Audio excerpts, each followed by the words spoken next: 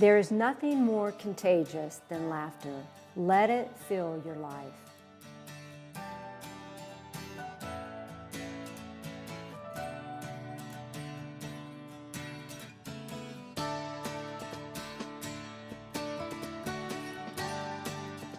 Have you ever lost something that was important to you? Comedian Ray Cooper came to Nashville to be a singer, and through the learning process, he discovered from a dear friend who was already in the entertainment business that a strong suit wasn't singing.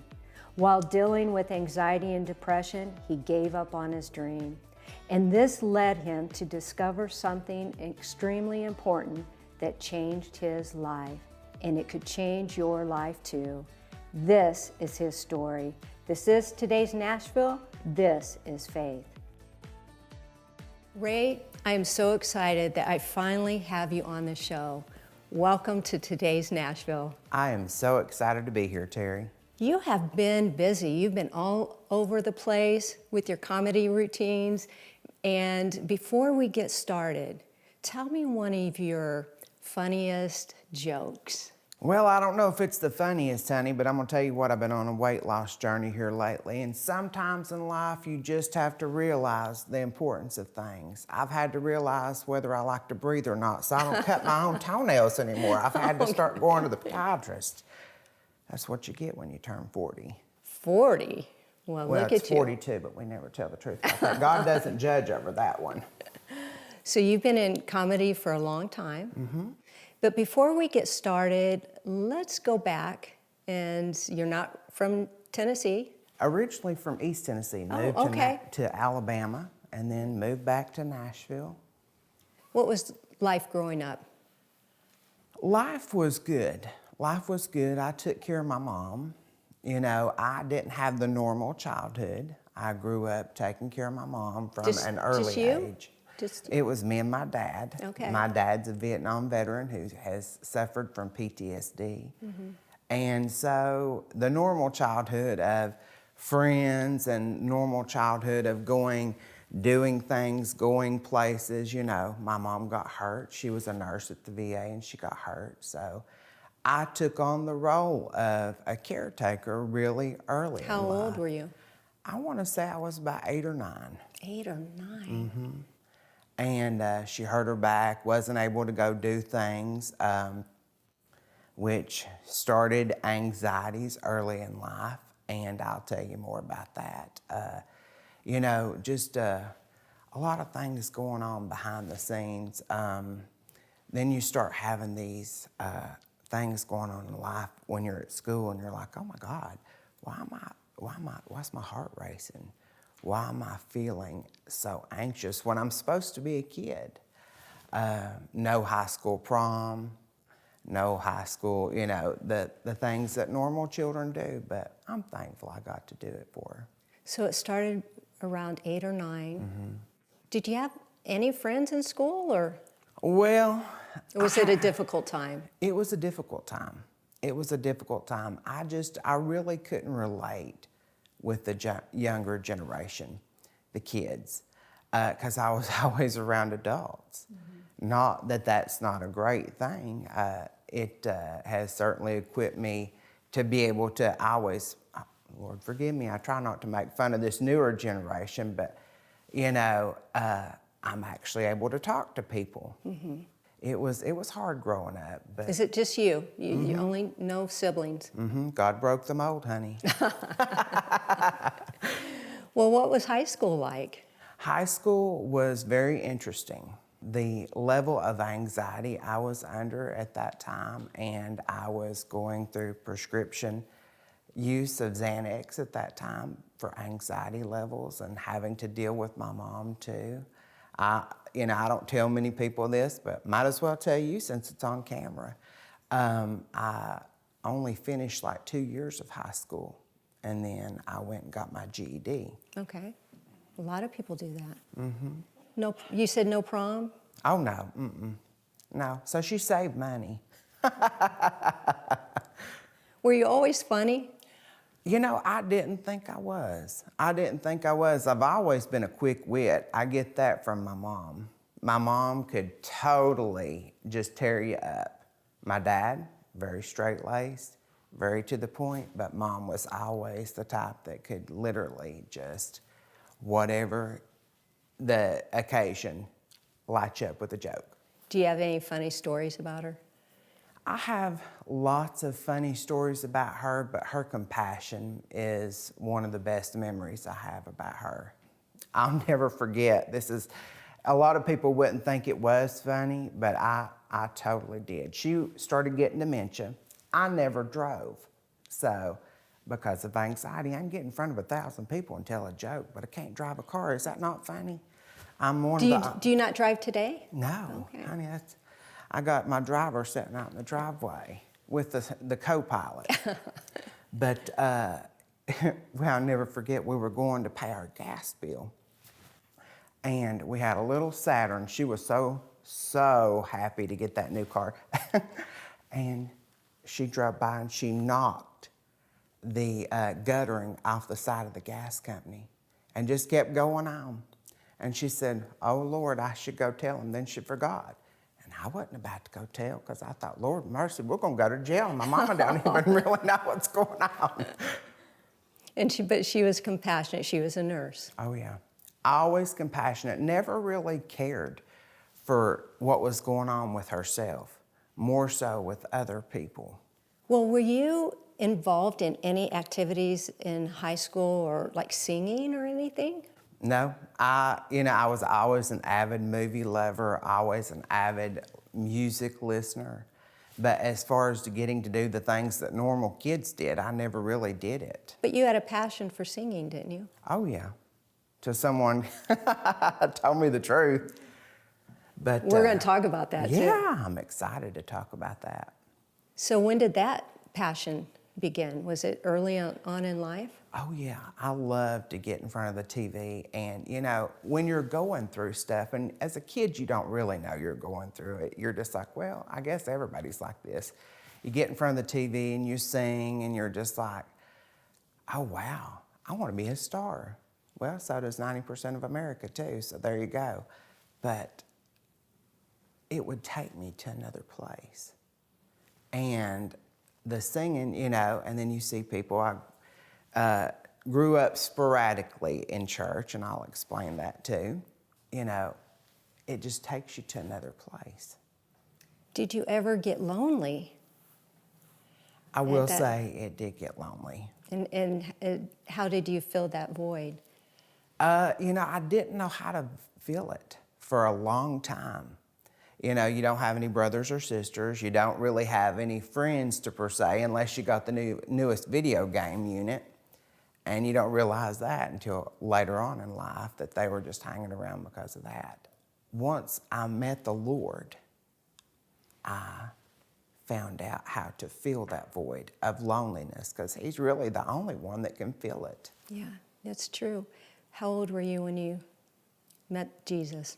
I was around 13, 14. I can remember it. I was watching. It was funny because neither one of us were Christians, really. My dad was a Sunday school teacher, but I never really went to church on a consistent basis.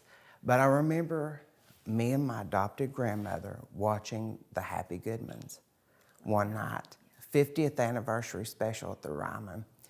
And it almost made me mad when I would see Vestal go out there and twirl that hanky. And I thought, wonder what makes her so happy. Wasn't she wonderful? Absolutely. And then to find out the joy of the Lord is what made her happy. And it just totally transforms your life. We're going to talk about that when we come back. And also, a friend told you something very personal to your heart, and it changed your life. And you also got addicted to some anxiety medicine, anti-anxiety, and we're going to talk about that when we come back. Absolutely.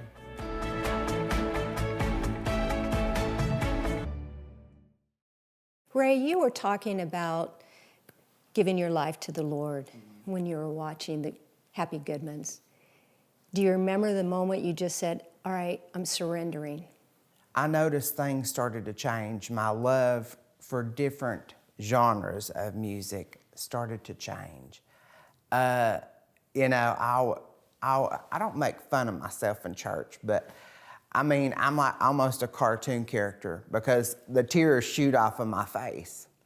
Another one of my jokes is I cry like Tammy Faye on Larry King Live.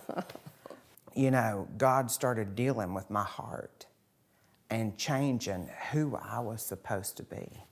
Now, just because you just got saved doesn't mean you're not going to go through turmoil and strife. A lot of people from the outside looking in have the misconception that a Christian's life's perfect. What happened after that?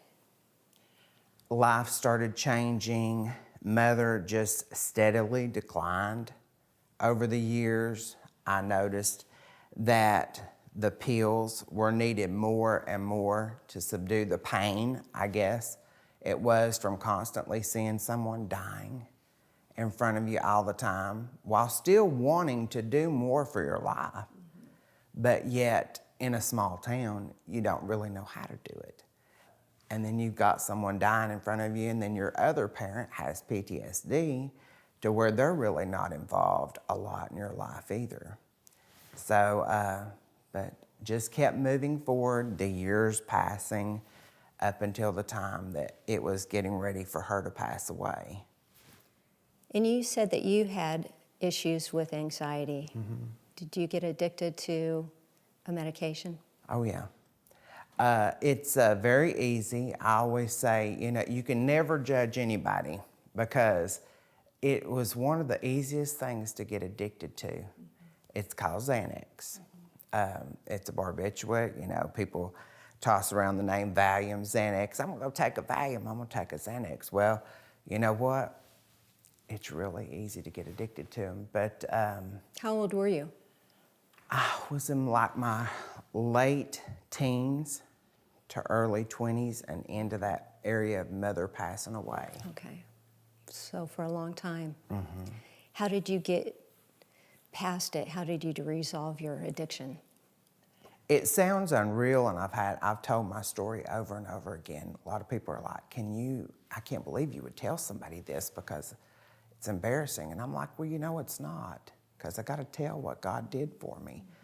I can remember when my mom died, I went in and did all the aftercare for her because I needed that time with her. And but then I got home after the funeral and everything, and I said, oh my God, I really can't even remember what happened. I've taken so much. And I was like, you know what?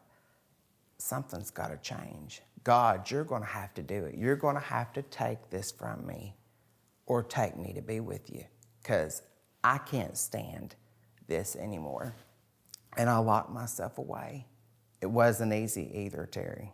What do you mean you locked yourself away? I locked myself in my bedroom. For how long? It was almost 2.5, 3 weeks. And you just... The DTs were horrible. I can remember. Did you know you were going to go through DT? No, I'd never been through anything like this. It was absolutely horrible. People now are like, I'm like, well, where were you when I was going through it? But they're like, you should have been hospitalized. I was like, well, maybe that's what's wrong with me. But, you know, it was hard. It was so horrible. And I'll never forget, my dad's sister had drugged me out of the house one day. Did they know what was going on with you? They did, and they had told me for years my nickname was Pumpkin. And she was like, Pumpkin, you're going to have to ditch that stuff and let God heal you. And I'm like, there's no way. I was so dependent on it. But you have to get to a point and allow God to move in your life, Terry. You have to get to that point. And, you know, he can do anything for you. But you have to get to the point of allowance for him to do it. Because sometimes we tie God's hands. Did you know when you locked yourself in your room for 3 weeks, did you know inside what you were doing and saying, okay, I've got to fix this and it's just going to be me and the Lord? Mm-hmm. Yeah, because that's all I had. There was no, there was no friends other than my aunt coming to check on me. Did she know what you were doing when you were in the room? Oh, yeah. Oh, yeah.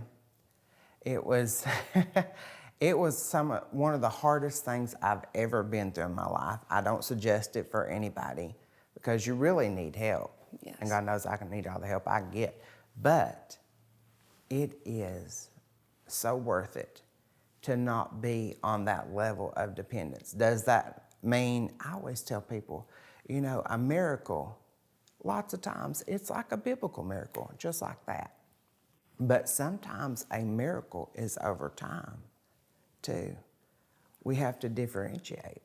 But I'm just so thankful God worked that in my life, and He has changed and done wonderful things that, you know, I never doubted the Lord, but I never thought that they would actually happen so quick. What happened after the 3 weeks?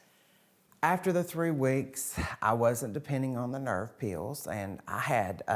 Did you ever have that urge to? Oh, Lord, yeah, honey. I work in customer service every day. I'm like, Lord, Jesus help me. I really need a Xanax today. But then I have to say, okay, Ray, look what God did for you. You know, and He helps us. Faith is an everyday journey. It's not something magical, like I said a minute ago, with the outside looking in. It's an everyday step and a walk, you know. It's your walk with the Lord. So where did God lead you after getting clean and you stayed in Alabama? When did you come to Nashville? Well, my dad and I, we lived in a little trailer in East Tennessee after Mom died, and we lost everything.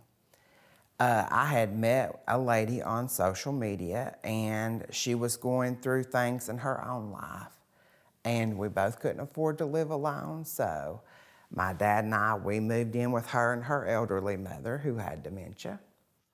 And that's when we moved to Alabama. We moved there with 2 UPS boxes. So you went from East Nashville to Alabama? East Tennessee to... Or East Tennessee to Alabama? Mm-hmm. Okay. So, and it was a walk of faith because those were the 2 only people I knew in Alabama. And then we were down there for about a year, and God used that year to really humble me. It was a very hard year. Wonderful people, but it was a very hard year. And then, of course, I met my wife on social media. That shows you online dating is dangerous. And I moved to Nashville about a year later. Well, we're going to talk about a friend who told you you're coming to Nashville to be a singer. Mm-hmm. He got in your face and he said, nah, it's not going to happen. And your dreams were dashed. And we're going to talk about it when we come back. All right.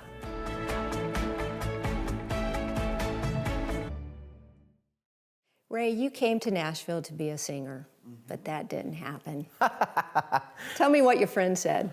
Oh, I have a dear friend who's been in gospel music since the beginning of time. And Do I I love know her. him? Mm-hmm. Or her? Okay. You don't have to mention her name. Her name's Judy. Okay. We were talking one day, me and my wife were taking care of her during a health battle with her. And I said, Lord, Judy, I said, you like my new CD?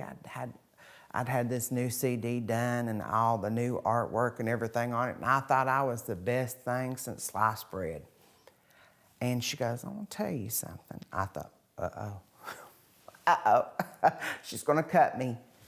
And she said, you're not that great as a singer. She said, but you can make $1 million telling jokes. And I said, what do you mean by that? And she's like, I helped develop Mark Lowry. And she said, I think that you could be something. And I said, well, what do you think's funny? And she goes, your life stories were funny. And I said, well, they weren't funny to me. Did it crush your spirit, though, when you knew that you weren't going to be a singer?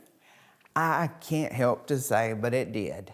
It did. I had always depended on that. And, you know, sometimes God will do that. We have a direction that we think our life's going to go in, and He'll about face. Mm-hmm. And you have to figure it out.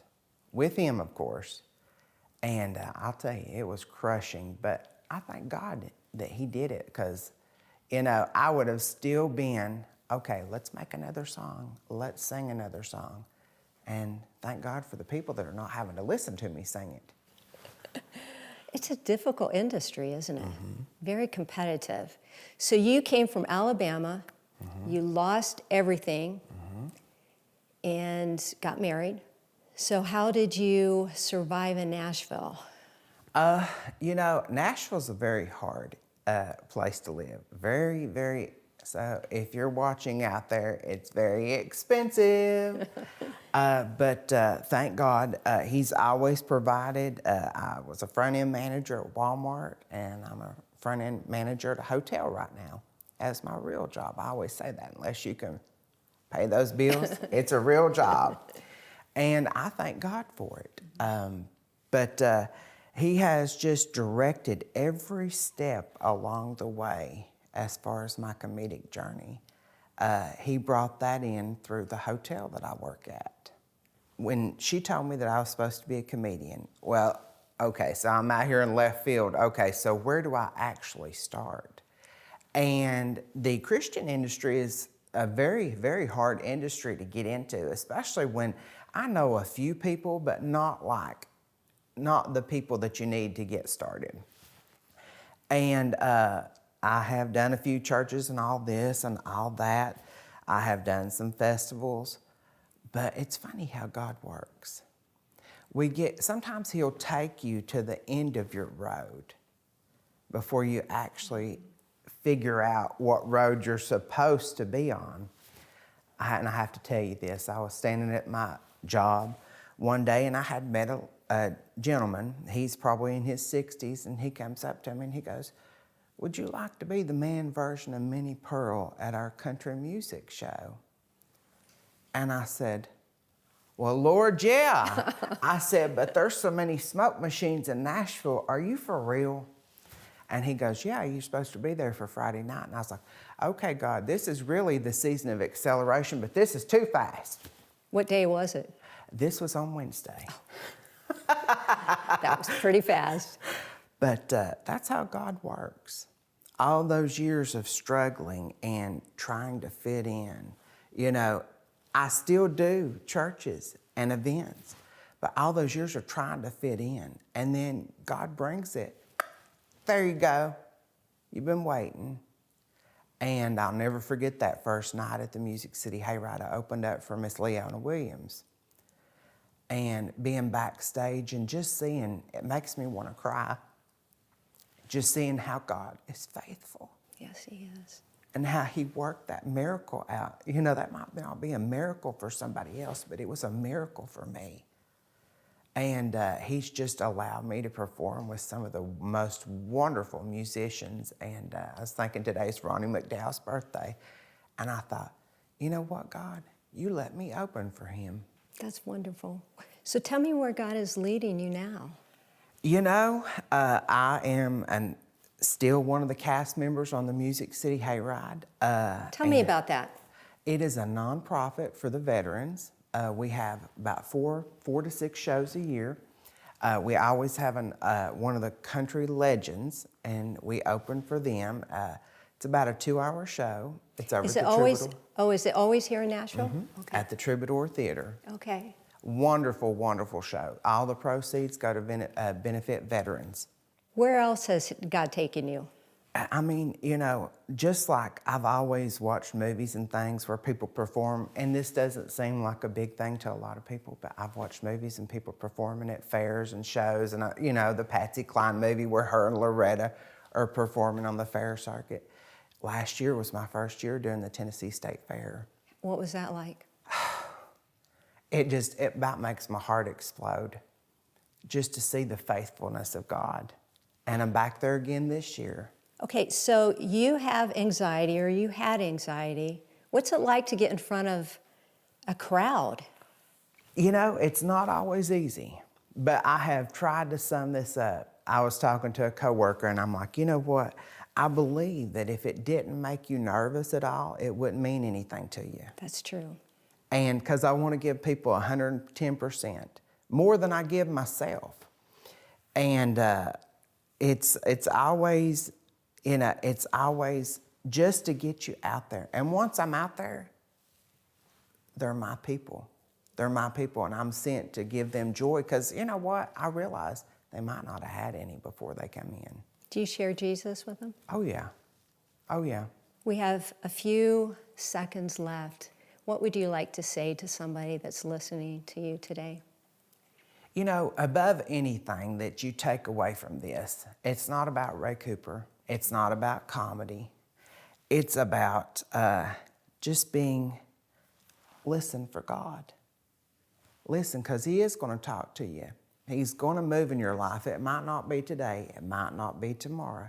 But He's going to move for you, and He can make the impossible possible. That is so true. Ray, thank you so much. It's such a blessing to have you here Yes. today. I'm so thankful to be here, Terry.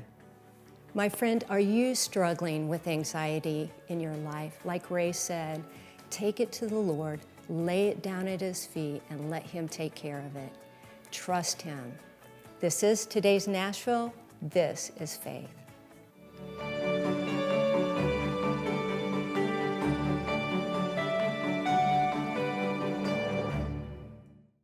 Cornerstone Television wishes to thank all our faithful viewers whose consistent prayers and financial support have made this program possible.